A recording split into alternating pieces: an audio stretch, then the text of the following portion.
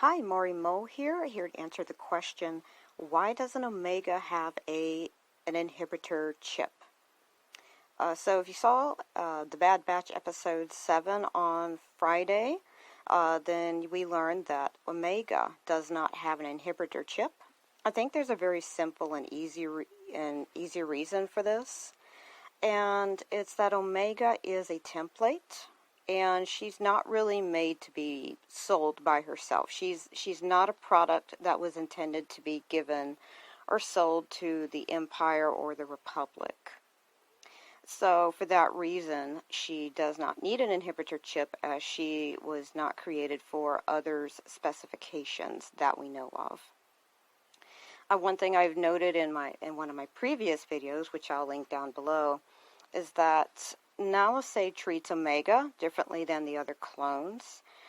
She wears Kaminoan jewelry like Kaminoan women typically wear, and that's a sign that Nalase sees Omega not as a simple product or livestock, to quote Jango Fett in one of the Age of Republic comics, but rather Nalase sees Omega as more than a product, more like a person, somebody that she wants to treat differently, special.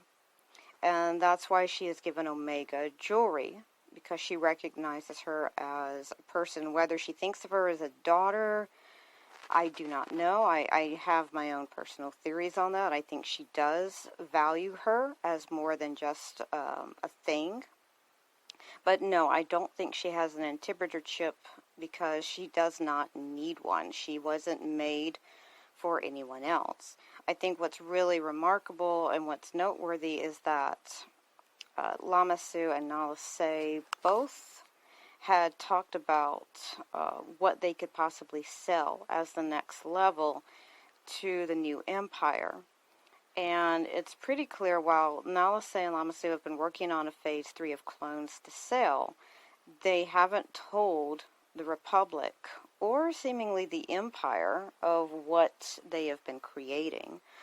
Now, why they are so secretive about possible product ideas, I don't know. I'm not sure if they are afraid of corporate espionage, but they have something new up their sleeve that they want to be able to sell if possible. So I don't think Omega is in their minds for sale, but she is the template for future clones based on her, and that's the product. Those would have whatever inhibitor chips their clients would request. Now, why is Omega Phase 3? What makes her so special?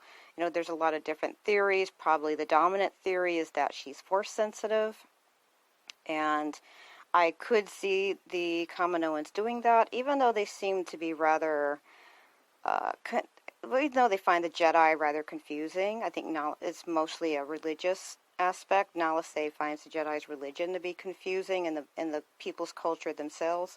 But I think they see the value in having force-sensitive warriors and selling those at a high price, so long as they are obedient to the designs of the purchaser.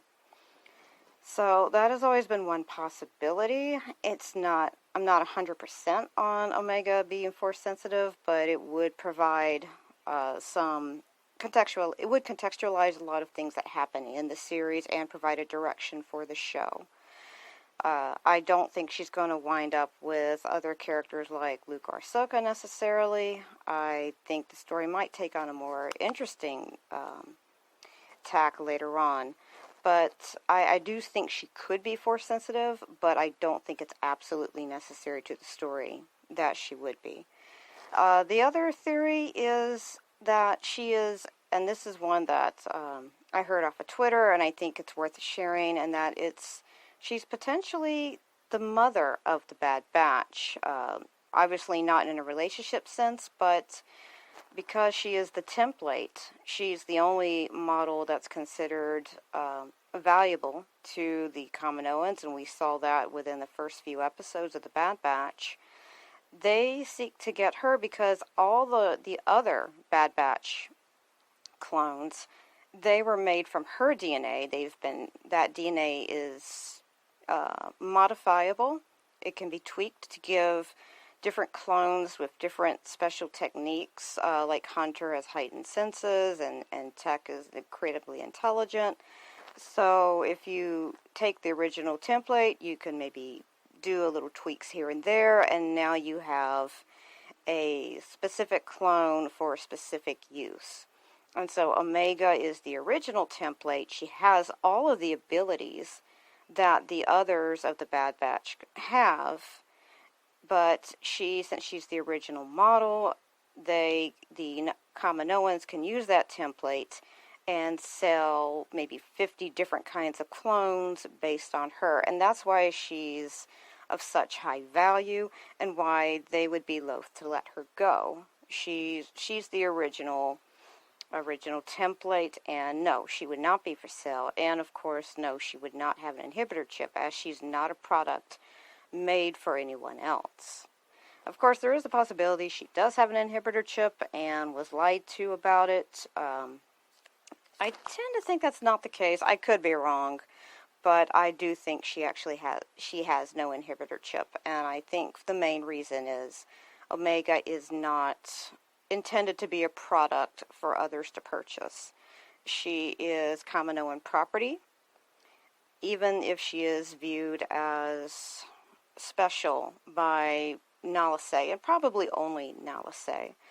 I think they regard her as also potentially maybe an ace up their sleeve in case things go down with the Empire, because it's very clear the Kaminoans don't entirely trust the Empire or their intentions, and they may fear, reasonably so, having their operations taken over. And I think that is something that may actually happen. I think we will see something similar to the Kaminoan uprising, and I think fast forward to The Mandalorian, the reason we see Dr. Pershing, a human with Kaminoan symbols on his clothing, is because the Empire at some point will take over the means of production, as it were, of the Kamino cloning facility, and the Kaminoans themselves are going to have a really hard time, and maybe I'll be dead. I don't know. I don't think they're going to be in charge of the cloning operation, though. I think the Empire, led by Palpatine, will take over it and use it for his own purposes, which of course is going to be trying to make clones for himself to inhabit as a host later down the road. Anyway, that's just my quick answer to the question of why Omega doesn't have an inhibitor chip. Thanks for watching my video, and subscribe if you want, if you're interested. I'll put links down below of my other videos. Thanks. Bye. May the Force be with you.